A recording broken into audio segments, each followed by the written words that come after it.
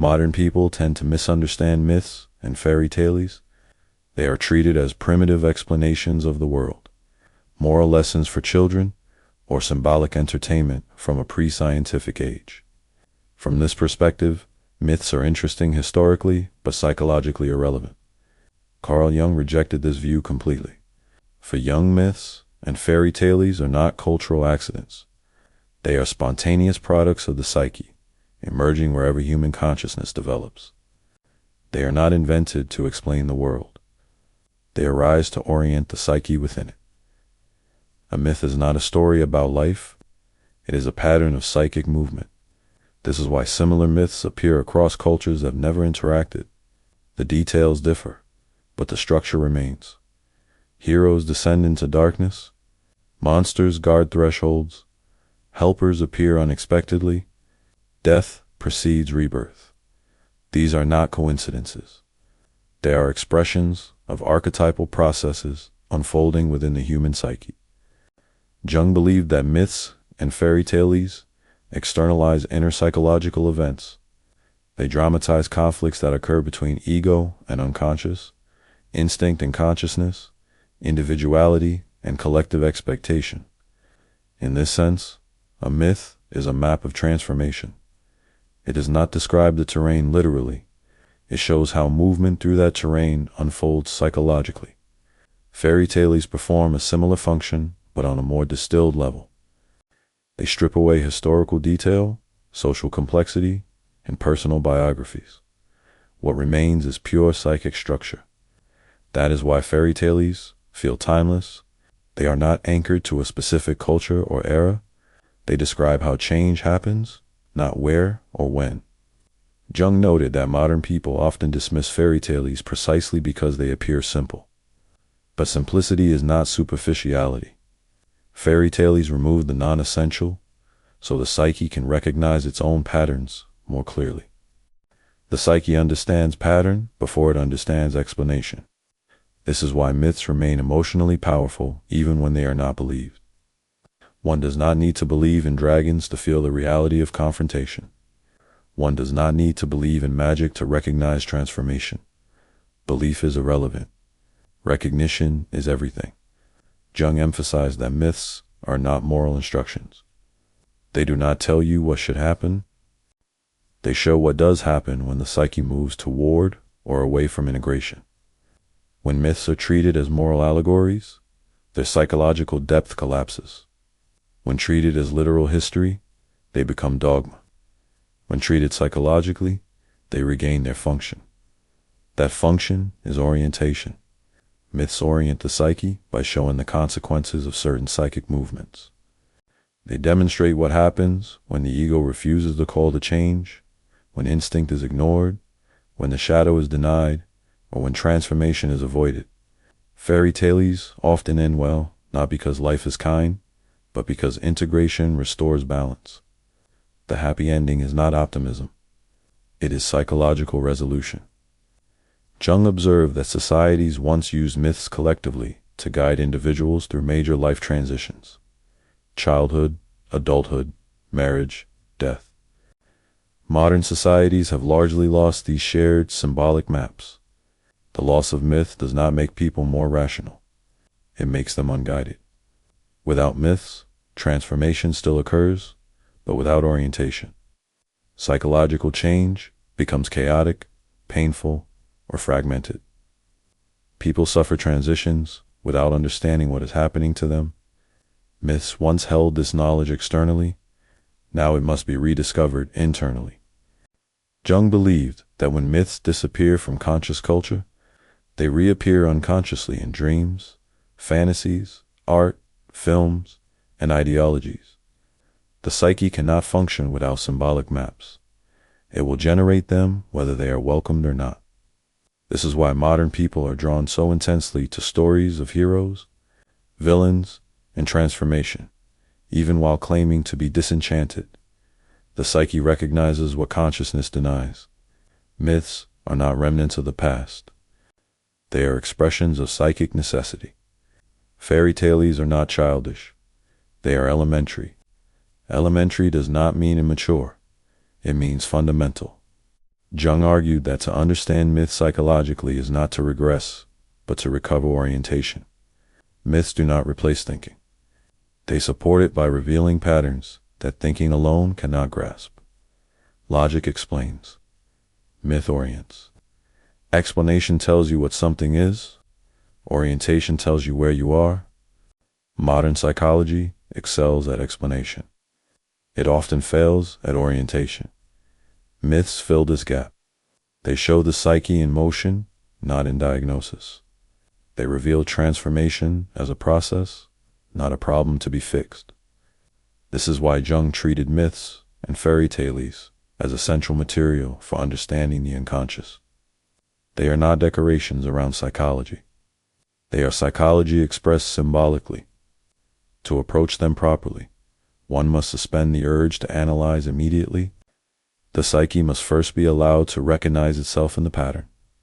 Only then can interpretation deepen rather than reduce. This video will not retell myths or fairy tales as stories.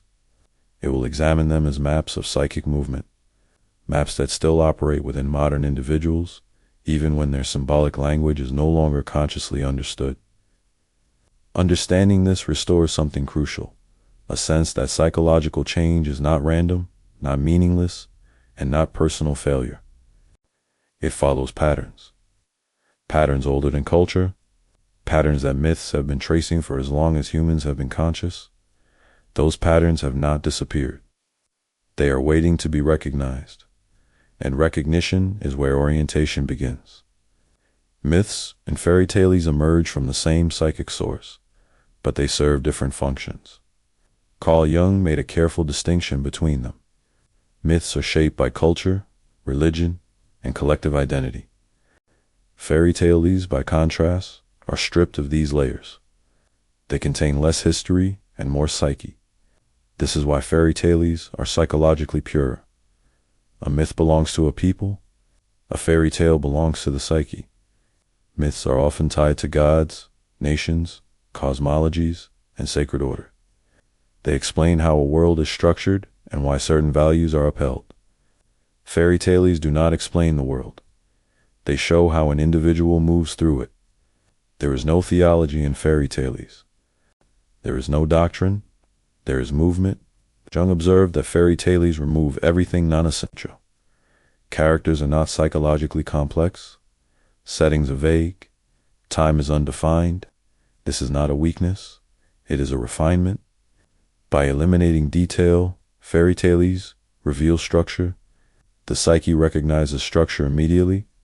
A poor child, a task that seems impossible. A helper that appears unexpectedly. A descent into danger.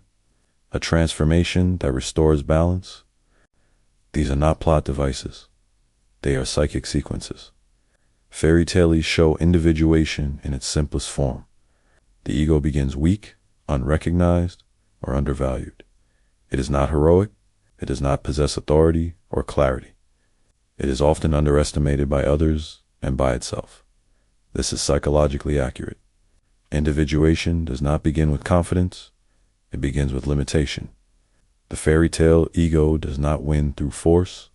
It wins through relationship with instinct, intuition, and symbolic helpers. These helpers are not external saviors. They represent unconscious resources that emerge when the ego remains open rather than controlling. Jung emphasized that fairy tales often lack inner conflict in the modern sense. Characters do not analyze themselves. They act. Psychological reflection is absent. This absence is deliberate. Fairy tales depict process without self-consciousness complicates individuation. Early psychological movement is instinctual, not reflective. Fairy tales preserve this truth. They show how transformation occurs before insight arrives. This is why fairy tales often feel morally simple but emotionally precise.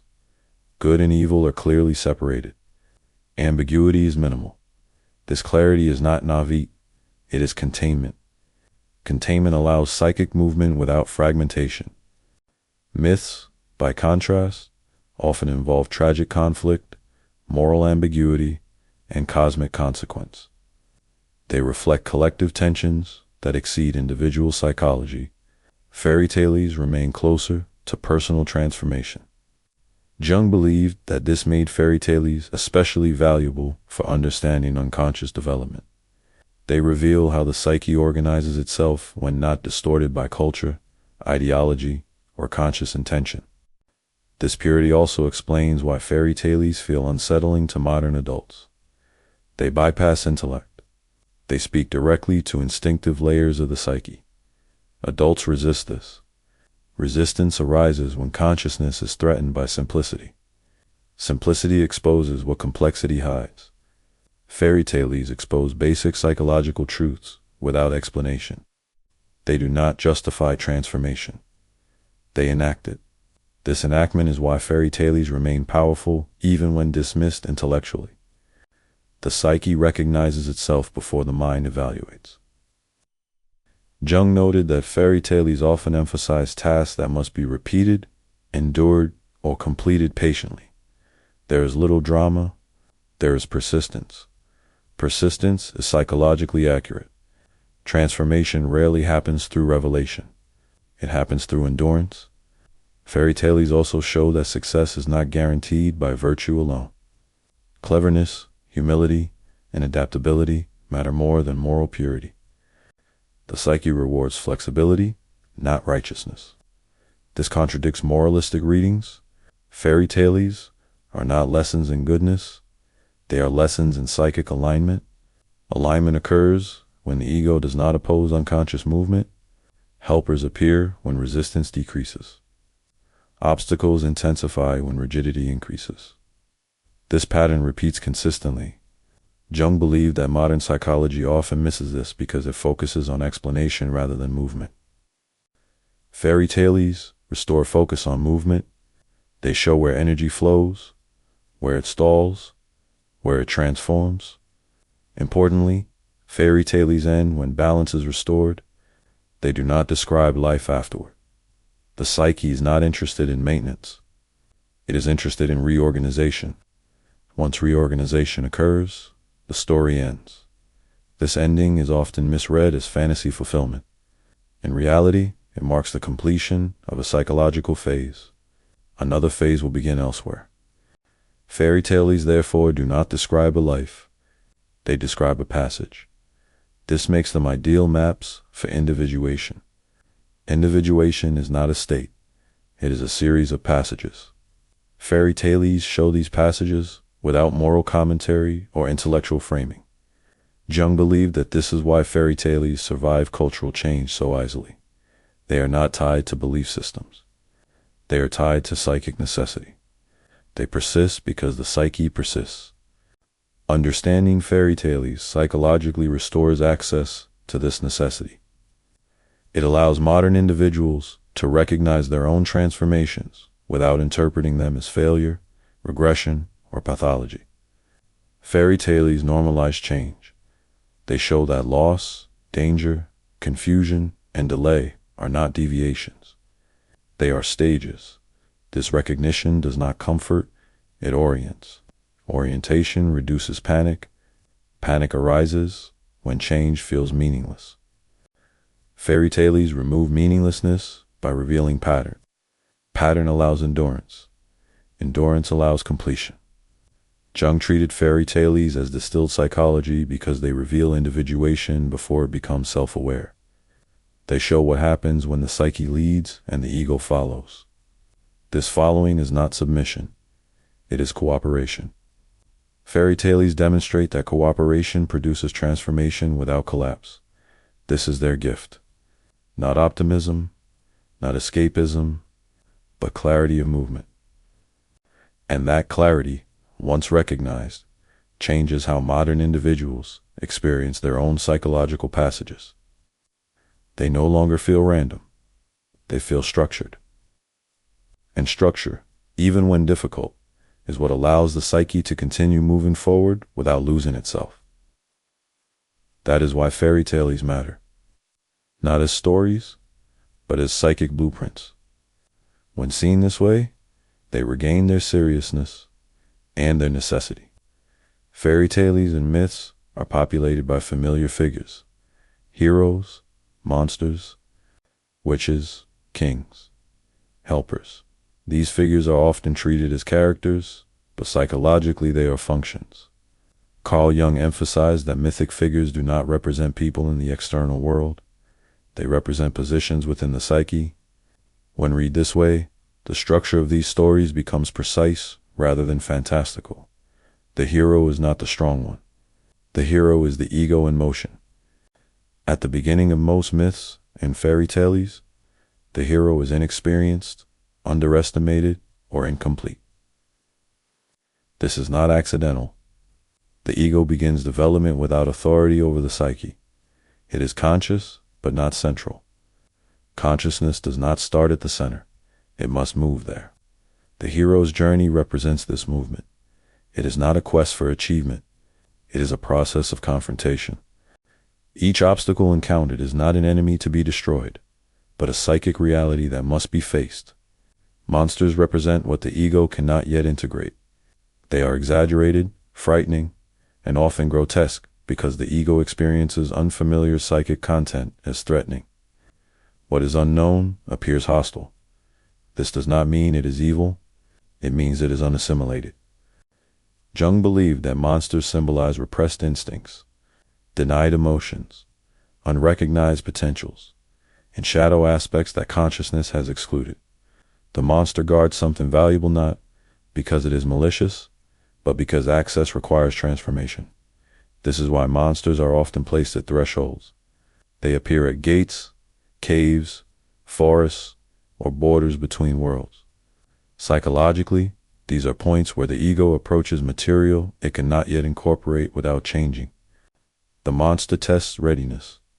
If the ego approaches with force, the monster intensifies. If the ego approaches with rigidity, the monster becomes overwhelming. Fairy tales show that brute strength rarely succeeds. Cleverness, humility, patience, or unexpected assistance are required. These qualities represent ego flexibility. Flexibility allows integration. Integration dissolves monstrosity. When the hero defeats the monster, it is not an act of domination. It is an act of reorganization. What was terrifying becomes usable. Energy once bound in fear is released. This is why monsters often transform or disappear rather than die. Their function has been fulfilled. Jung emphasized that heroes who identify with victory become inflated. Inflation occurs when the ego mistakes temporary alignment for permanent authority. In myths, this often leads to downfall. The hero must return changed, not glorified.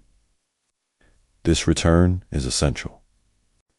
Transformation that does not reintegrate into ordinary life remains incomplete. Fairy tales often end with the hero taking a humble place, becoming a ruler who governs justly, or returning to a simple life with new balance. Balance is the goal, not power. Myths that emphasize hubris show what happens when the ego refuses this return. The hero becomes tyrannical, detached, or self-destructive. The psyche corrects this imbalance through tragedy. Tragedy is not punishment. It is correction. Jung believed that monsters persist in the psyche when they are fought rather than understood. Aggressive repression strengthens what it opposes.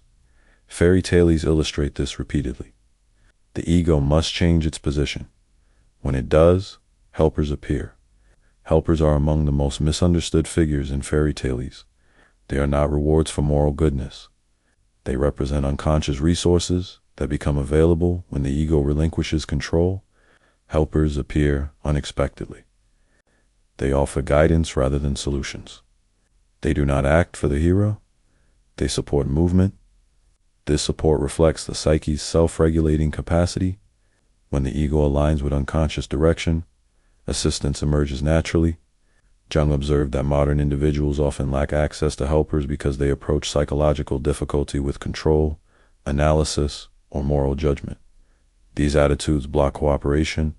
Fairy tales show that cooperation precedes insight. Insight follows movement. This reverses modern expectations. The ego wants understanding before action. The psyche demands engagement before clarity. Heroes move without knowing why. They act because the situation demands it. This responsiveness is psychologically accurate. Growth often occurs before comprehension. Monsters, helpers, and journeys together form a map of ego development. The ego begins small, encounters resistance, receives support, integrates what was feared, and returns reorganized. This pattern repeats across life.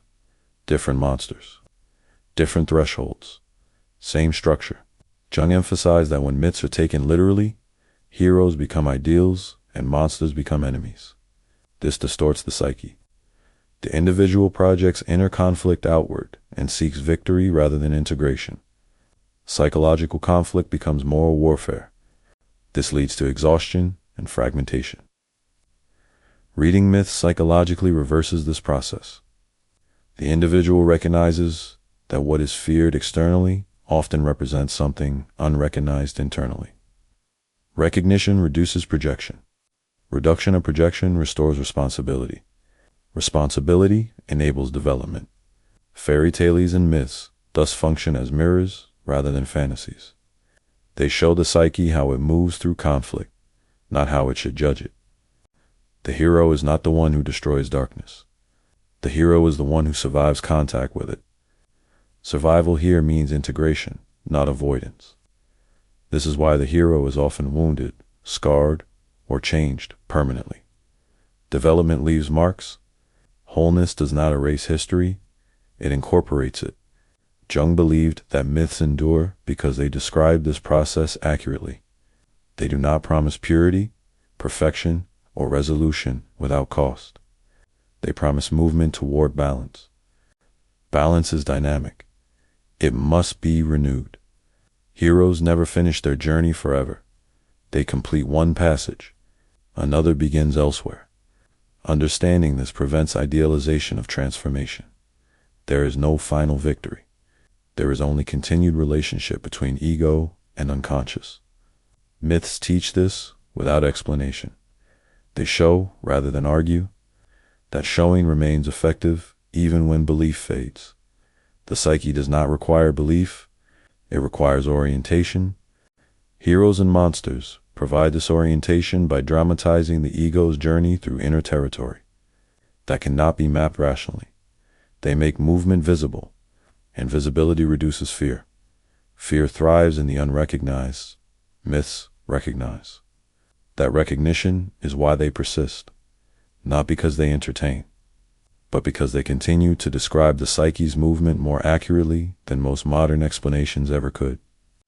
And as long as the psyche continues to move, these figures will continue to appear quietly guiding, confronting, and reorienting consciousness toward integration rather than avoidance. That is their enduring function, and why they remain psychologically necessary. In myth and fairy tales, monsters rarely appear without purpose. They are not random threats. They are not obstacles placed to entertain.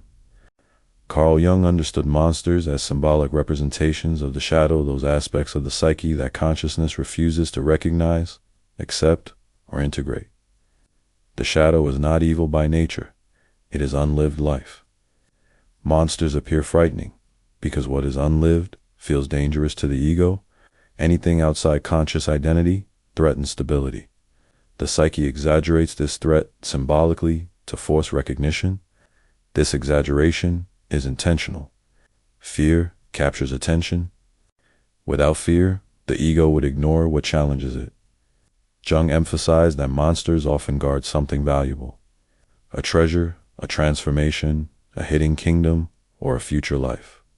Psychologically, this means that what the ego avoids often contains the very energy it needs for growth. The monster is not protecting evil, it is protecting potential.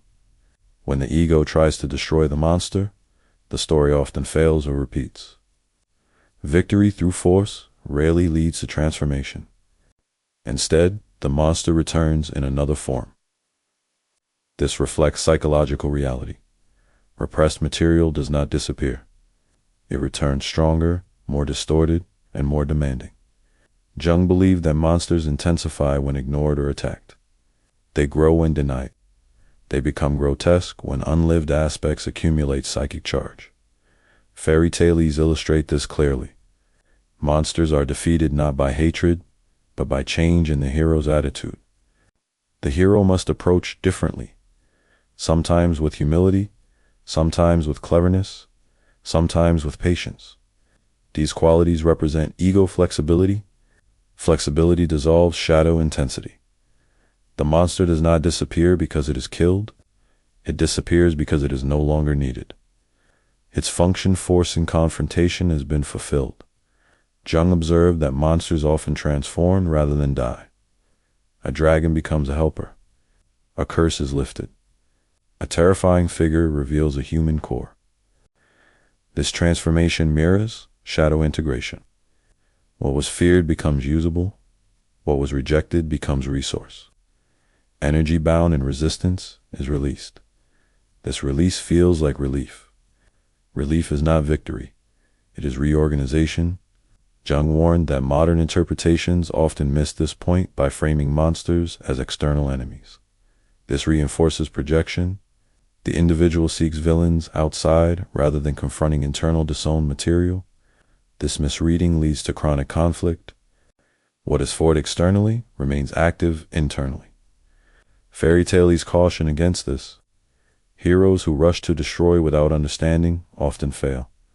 Those who pause, listen, or adapt succeed. Listening here is symbolic. It means allowing unconscious material to speak without immediate judgment. Judgment silences dialogue. Silence forces enactment. Jung believed that when shadow material is not symbolically integrated, it expresses itself behaviorally. People act out what they refuse to acknowledge. Acting out replaces reflection. Reflection restores agency. Monsters exist to provoke reflection. They slow the ego down. They block progress until relationship changes. This blockage frustrates modern consciousness, which expects progress through effort and force. Fairy tales contradict this expectation.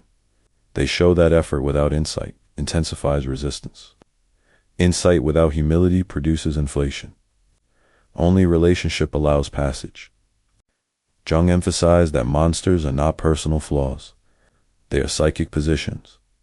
They represent functions that have become autonomous because they were excluded from consciousness. Autonomy makes them appear hostile. Integration restores balance.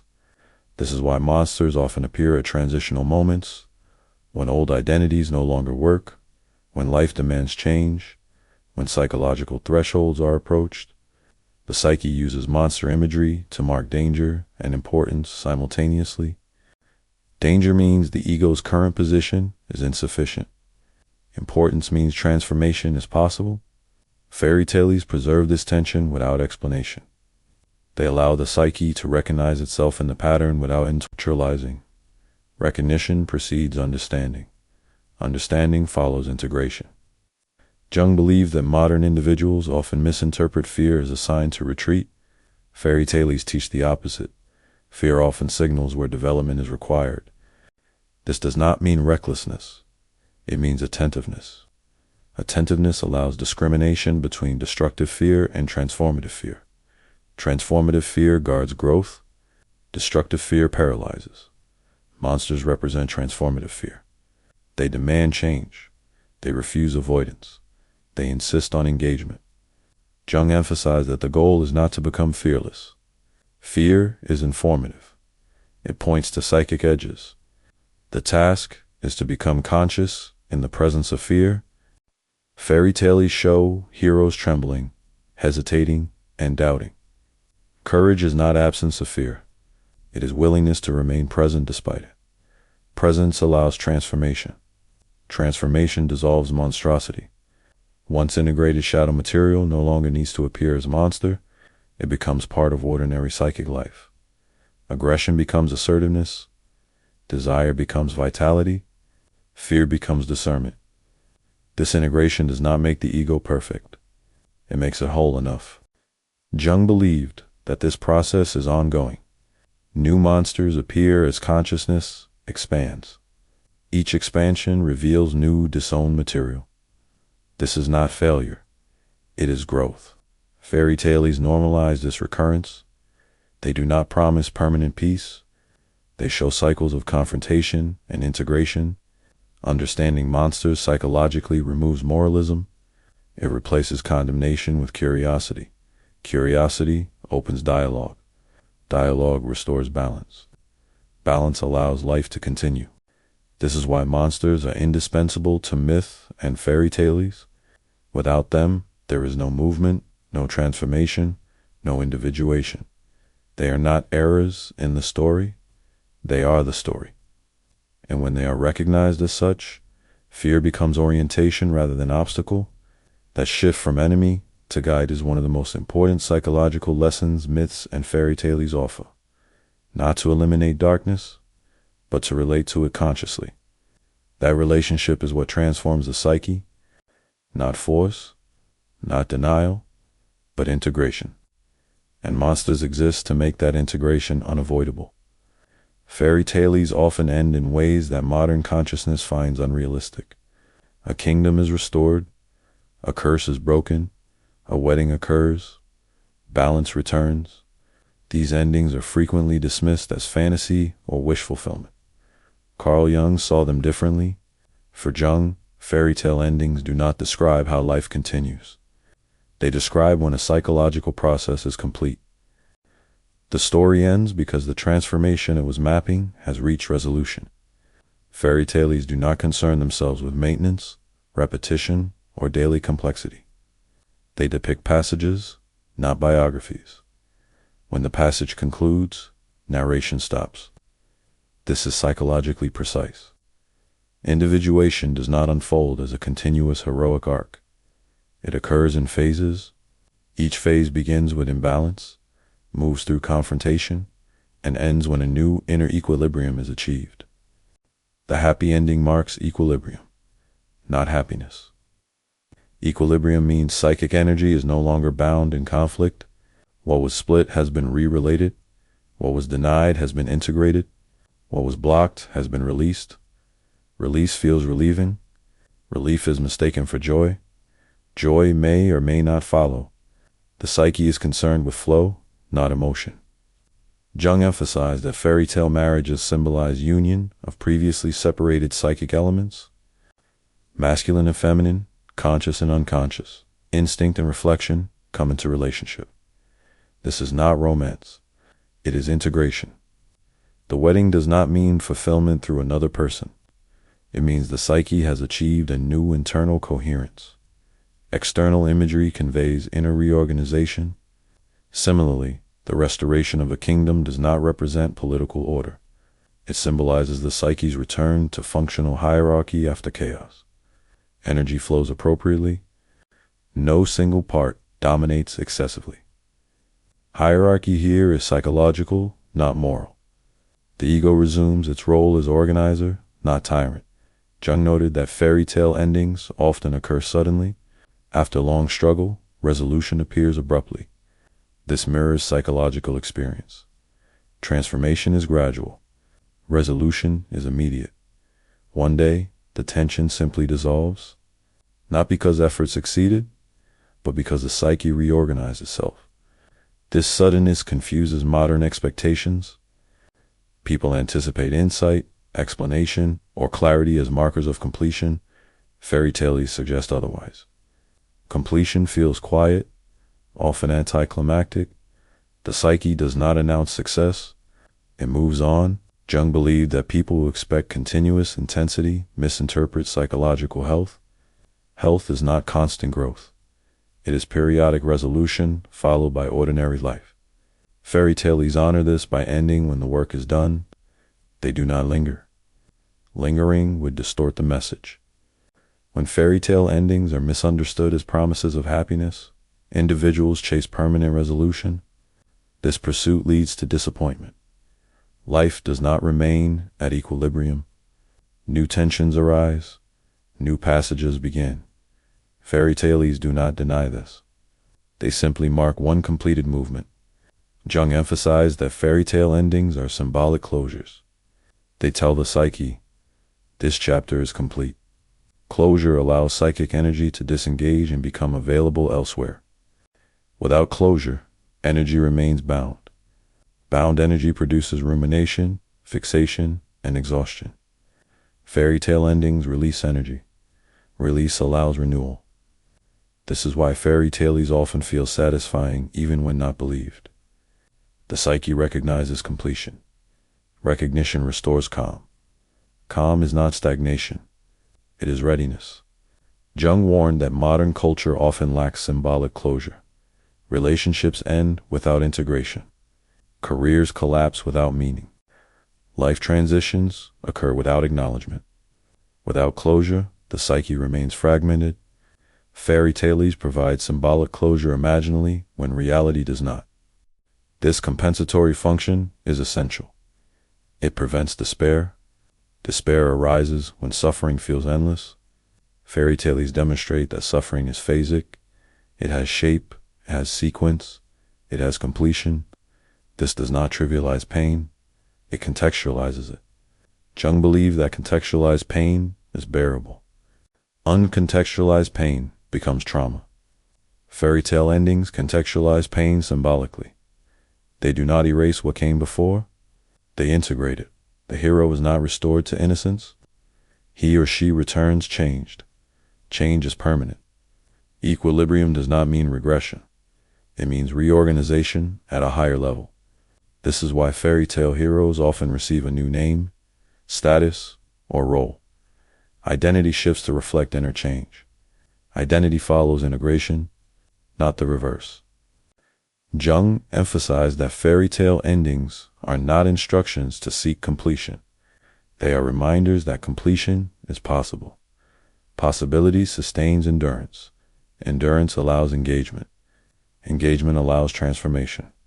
Fairy tales do not promise that life will remain balanced. They promise that balance can be restored again and again. Understanding this prevents despair during future conflicts. One recognizes that tension signals movement rather than failure. Movement is life.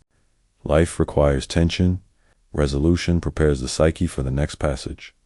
Fairy tale endings therefore function as psychological reassurance without illusion. They show that struggle has direction. Direction is not destiny. It is orientation. Orientation is what allows the psyche to continue. Jung believed that without such symbolic reassurance, modern individuals experience change as chaos. Fairy tales reintroduce pattern. Pattern restores trust. Trust allows surrender. Surrender allows transformation. This is the quiet wisdom embedded in fairy tale endings. They are not naive fantasies. They are maps of psychic completion. And when understood this way, they offer something modern life often lacks. A sense that inner conflict can resolve, that suffering has sequence, and that psychological movement does not continue forever without rest. The story ends, not because life stops, but because this movement has finished its work. Another will begin elsewhere. When the psyche is ready, myths speak to societies, fairy tales speak to individuals. Carl Jung believed that fairy tales function as personal myths, symbolic narratives that mirror the inner life of a single psyche rather than a collective identity. Where myths organize a people, fairy tales organize a person. This distinction matters. Collective myths bind individuals into shared meaning. Fairy tales, by contrast, guide the psyche through private transformation. They describe what happens internally when no social script is available. This is why fairy tales often begin with isolation. The protagonist is orphaned, abandoned, overlooked, or sent away. Psychologically, this reflects the ego's separation from collective expectations. Individuation begins when inherited roles no longer suffice. Separation is not chosen. It happens. Life circumstances, inner conflict, or psychological pressure force distance from what once defined identity. Fairy tales normalize this experience symbolically. Isolation does not mean pathology. It means differentiation has begun. Jung emphasized that fairy tale protagonists rarely seek transformation. They endure it. Tasks are imposed, Journeys are unavoidable. Change arrives without invitation. This mirrors psychological reality. Individuation is not a project. It is a response. The psyche reorganizes when existing structures fail. Fairy tales show this reorganization without introspection or theory. The ego moves because it must. Movement precedes meaning. Meaning follows movement. Fairy tales also emphasize repetition. Tasks must be attempted multiple times. Failure precedes success. Helpers appear only after endurance is demonstrated. This repetition reflects how the psyche learns. Insight does not transform immediately. Experience does. Jung believed that repetition allows unconscious material to surface gradually. The psyche tests readiness through cycles rather than breakthroughs. Fairy tales preserve this pacing. Modern consciousness often resists repetition. It demands progress and novelty. Fairy tales insist on patience. Patience is not passivity. It is capacity. Capacity allows transformation without collapse. Fairy tales also differ from myths in their moral structure. Success does not depend on righteousness or strength. It depends on alignment. The protagonist succeeds when actions align with unconscious movement rather than ego ambition. This alignment is subtle. It often appears foolish or insignificant. The youngest child succeeds where the strongest fail. This motif is not sentimental. It reflects psychological truth. The ego that tries hardest often blocks transformation. The ego that remains receptive allows it. Jung emphasized that fairy tales validate vulnerability. Weakness is not punished. It becomes the condition for help. The psyche responds to openness. Openness invites integration. Integration restores balance. Fairy tales therefore provide models for living through uncertainty without heroic inflation. They show how ordinary individuals endure extraordinary interchange. This ordinariness matters. Individuation does not require exceptional talent or destiny. It requires willingness to remain engaged when identity dissolves. Fairy tales show engagement without self-consciousness. They do not glorify suffering. They contextualize it. Context prevents despair. Despair arises when suffering feels meaningless. Fairy tales restore meaning by revealing sequence. Sequence allows endurance. Endurance allows transformation. Jung believed that modern individuals often lack personal myths. Without them, interchange feels random. People interpret psychological transitions as failure rather than passage. Fairy tales compensate for this loss privately. They offer symbolic mirrors through which the psyche can recognize itself. Recognition stabilizes experience. Stability allows reflection. Reflection restores agency. Agency does not control transformation. It cooperates with it. Fairy tales therefore serve as guides for individuation when collective myths no longer function. They provide orientation without ideology. Orientation without ideology preserves freedom. Freedom without orientation produces anxiety. Fairy tales balance both. Jung emphasized that fairy tales should not be interpreted moralistically. Moral readings flatten psychological complexity. The wicked stepmother is not an evil woman. She represents obstructive psychic functions. The enchanted forest is not danger. It represents unfamiliar psychic territory. Seeing fairy tales psychologically restores their relevance. They stop being childish. They become instructive, not in what to think, but in how transformation unfolds. Fairy tales do not tell you who you should be. They show how becoming happens. This is why they remain powerful across cultures and generations. They are not tied to belief systems. They are tied to psychic necessity. The psyche recognizes itself in these patterns even when consciousness resists. Resistance does not negate function. It delays recognition. Recognition is what matters. Once recognized, fairy tales cease to be entertainment. They become orientation tools. They helped individuals locate themselves within psychological change without collapsing into fear or over-identification. Jung believed that modern individuation requires such tools more than ever. Without collective rites of passage, individuals must navigate transformation alone. Fairy tales accompany them symbolically. They do not promise success, they promise structure. Structure allows movement, movement allows life. This is the quiet role fairy tales continue to play in modern psychological life. They do not solve problems, they situate them. And being situated is often enough to continue forward without losing oneself. That is why fairy tales endure not as relics, but as personal myths waiting to be recognized. When they are, the psyche regains orientation, and orientation, once restored, changes everything. Modern people often feel lost without knowing why. They have information, they have freedom, they have choice, yet meaning feels fragile. Carl Jung believed this loss of orientation was not primarily moral, economic, or intellectual. It was symbolic. While modern consciousness has lost its relationship to myth as a psychological guide, myths once provided orientation by situating individual experience within larger patterns. They did not explain everything. They showed where one stood in relation to life's movements: birth, separation, struggle, loss, renewal. When these maps disappear, experience becomes episodic. Events happen, but they do not cohere. Suffering feels arbitrary. Change feels personal failure.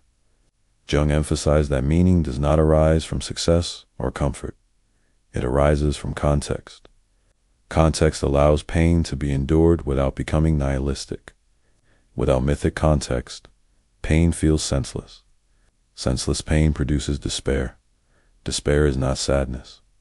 It is disorientation. Myths prevent despair by showing that struggle belongs to a pattern larger than the individual.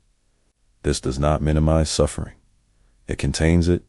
Modern psychology often attempts to replace myth with explanation. Explanation helps understanding, but it does not orient. One can understand why something happened and still feel lost. Orientation requires narrative structure. Narrative does not mean fiction. It means sequence. Sequence allows the psyche to recognize movement. Movement implies direction. Direction restores meaning. Jung believed that modern individuals suffer because they are moving psychologically without knowing where they are. Transitions occur without symbolic markers. Midlife crises, identity breakdowns, and existential anxiety emerge without context. These experiences are interpreted as pathology. Often, they are mythic passages without maps. Jung emphasized that when mythic orientation is lost, people seek substitutes. Career achievement, ideology, relationships, or self-optimization become stand-ins for meaning. These substitutes cannot carry the weight myth once carried. They collapse under pressure. When they collapse, individuals feel betrayed by life itself. This betrayal is misinterpreted. Life did not fail. Orientation was missing. Myths do not guarantee happiness. They guarantee location. Location tells the psyche, this is where you are. Knowing where one is restores stability even when the path ahead remains unclear. Modern individuals often demand certainty. Myths offer position. Position is enough. Jung believed that the psyche can tolerate uncertainty if it has orientation. Without orientation, even minor challenges feel overwhelming. This is why fairy tales end with resolution and myths with return. They mark position clearly. They tell the psyche, this movement has meaning. Modern life rarely provides such markers. Time flows without symbolic punctuation. The psyche experiences this as endless demand. Demand exhausts. Exhaustion produces apathy or rebellion. Jung believed that restoring mythic awareness does not mean returning to old beliefs. It means recognizing that meaning requires symbolic framing. Rational explanation alone cannot provide this. Symbols do not compete with reason. They complement it. Reason clarifies. Myth orients. When orientation is lost, reason becomes anxious. It tries to solve what cannot be solved intellectually. This produces overthinking. Overthinking is a symptom of disorientation. Jung emphasized that modern individuals often feel pressured to invent meaning personally. This burden is heavy. Meaning is not created arbitrarily. It emerges through relationship with deeper patterns. Myths articulate these patterns. Recognizing them reduces the burden of invention. One does not have to create meaning from nothing. One has to recognize movement. Recognition restores humility. Humility reduces anxiety. Jung believed that humility before psychic structure is essential for mental health. It prevents inflation and despair alike. One is neither omnipotent nor helpless. One is situated. Situating restores balance. Balance allows engagement. Myths provide the situating function when they are understood psychologically. They remind the individual that personal experience participates in larger human patterns without erasing individuality. This participation is stabilizing. It reduces isolation. Isolation intensifies suffering. Myths reconnect the individual to shared psychic structure, even in the absence of shared belief. Jung believed that this reconnection is one of the most important tasks of modern individuation. Without it, individuals drift between roles, identities, and narratives without coherence. Coherence does not mean consistency. It means continuity through change. Myths provide continuity. They link beginnings to endings. They frame loss as passage rather than failure. They allow one to endure not knowing while remaining oriented. Modern people often seek meaning in answers. Myths offer meaning in movement. Movement can be endured. Answers cannot. Answers collapse. Movement continues. Jung emphasized that meaning grounded in movement remains alive. It adapts. It evolves. It does not shatter when circumstances change. This adaptability is essential in a rapidly changing world. Without mythic orientation, modern life feels like constant improvisation without structure. With it, improvisation becomes navigation. Navigation restores agency. Agency allows choice. Choice supports individuation. Jung believed that individuation requires both freedom and structure. Freedom without structure becomes chaos. Structure without freedom becomes rigidity. Myths balance both. They provide structure without coercion. They orient without commanding. They guide without limiting. Understanding myths psychologically restores this balance internally. One no longer seeks absolute certainty or total freedom. One seeks orientation. Orientation is quieter. It does not announce itself. It stabilizes. That stabilization is what modern individuals often lack. Not intelligence, not opportunity, but symbolic grounding. Myths once provided this grounding collectively. Now it must be rediscovered individually. This rediscovery is not regression. It is adaptation. Adaptation to a world where meaning is no longer given, but still required. Myths remain capable of providing it not as beliefs to obey, but as maps to recognize. Recognition restores orientation. Orientation restores meaning, and meaning, once restored, does not eliminate difficulty. It makes difficulty endurable. That endurance is the foundation of psychological life. Without it, even freedom becomes unbearable. With it, uncertainty becomes livable. This is why Jung insisted that myths still matter.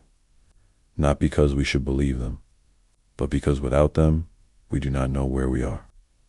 And not knowing where one is the most destabilizing condition the psyche can experience. Myths exist to prevent that. When understood psychologically, they still do.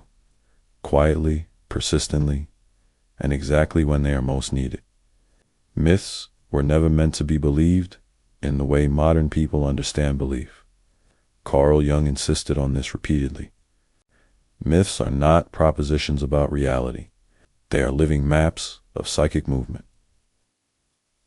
When treated as belief systems, they harden. When treated psychologically, they remain alive. They remain alive. A belief demands assent. A map invites orientation. Confusing the two produces distortion. When myths are believed literally, they become dogma. Dogma freezes meaning. It demands loyalty rather than understanding. The psyche resists this rigidity, and conflict emerges internally and collectively. When myths are dismissed entirely, they lose their orienting function. The psyche is left without symbolic structure, meaning fragments.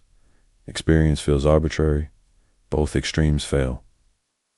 Jung's position was neither belief nor rejection, but relationship. Relationship allows symbols to function without becoming commands. Myths function properly when they are recognized as expressions of psychic process rather than statements of fact. They describe how consciousness moves through conflict, not what the world objectively is. This distinction preserves freedom. Freedom here does not mean independence from influence. It means the capacity to relate consciously to what influences us. Jung believed that myths remain alive only as long as they are re-experienced psychologically. When they are inherited, unexamined, or rejected reflexively, they lose vitality. Vitality belongs to process. The process cannot be preserved through repetition alone. It must be lived. Living a myth psychologically does not mean acting it out. It means recognizing its pattern within one's own experience and allowing it to orient understanding rather than dictate behavior. This recognition transforms myth from authority into guide. Guides do not coerce. They situate. Situating restores proportion. Proportion prevents inflation and despair. Jung emphasized that myths endure because they correspond to recurring psychic movements. Separation, confrontation, loss, renewal, return. These movements are unavoidable. What changes is how they are understood. When understood mythically and psychologically, they become intelligible. When understood only personally, they feel unfair. When understood only rationally, they feel meaningless. Myths integrate all three levels. They do not explain suffering. They contextualize it. Context makes suffering bearable. Jung believed that modern individuals often seek meaning through certainty. Certainty feels safe, but certainty collapses under complexity. Myths offer orientation without certainty. This is why they remain effective even in ambiguity. Ambiguity does not destroy myth, it sustains it. Myths lose power when they promise answers. They gain power when they offer location. Location answers the question, where am I in the movement of my life? This question matters more than why is this happening? Why invites explanation. Where invites orientation. Orientation supports action without compulsion. Jung believed that individuation requires this orienting capacity. Without it, individuals drift between roles, identities, and narratives without coherence. Life becomes reactive rather than responsive. Myths restore responsiveness by providing symbolic reference points. They show what kind of movement one is undergoing, even when the outcome is unclear. This clarity does not comfort, it steadies. Steadiness allows endurance. Endurance allows completion. Jung emphasized that myths should not be preserved as relics or revived artificially. They must be reinterpreted psychologically to remain alive. This reinterpretation is not invention. It is recognition. Recognition of the same patterns appearing in new forms. Films, novels, dreams, personal crises. These are modern carriers of mythic structure. The psyche continues to express itself symbolically, even when the language changes. Understanding this prevents nostalgia. The goal is not to return to old myths. It is to recognize how myths operates now. This recognition restores symbolic literacy.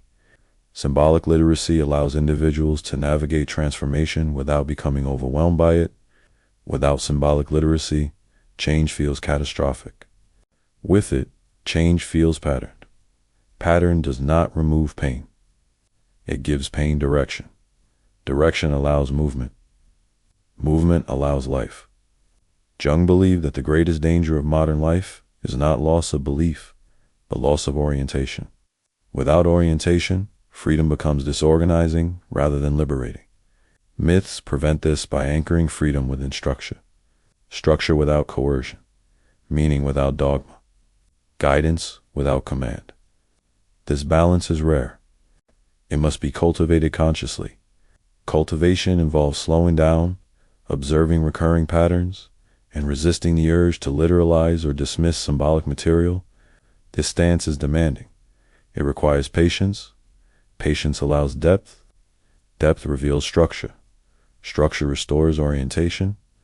Jung believed that when individuals reclaim this relationship to myth, something shifts quietly. Life becomes less reactive. Conflicts feel less personal. Transitions feel less like failure. Not because problems disappear, but because they are situated within a larger movement. That movement is what myths have always mapped. Not to control life, but to make it intelligible enough to endure. This is why myths must remain living maps rather than beliefs. Beliefs divide, maps orient. Orientation is what the psyche needs, especially when certainty is no longer available. And certainty in modern life rarely is. Myths do not solve this problem. They make it livable. They allow the psyche to move forward without knowing the destination. Knowing that movement itself has structure is enough. That knowledge does not require belief, it requires recognition. And recognition, once achieved, changes how life is experienced. Not dramatically, but fundamentally. The individual is no longer lost in change. They are moving through it. That distinction between being lost and being in passage is what myths have always provided, and when understood psychologically, they still do, quietly, persistently, and exactly where modern consciousness needs them most.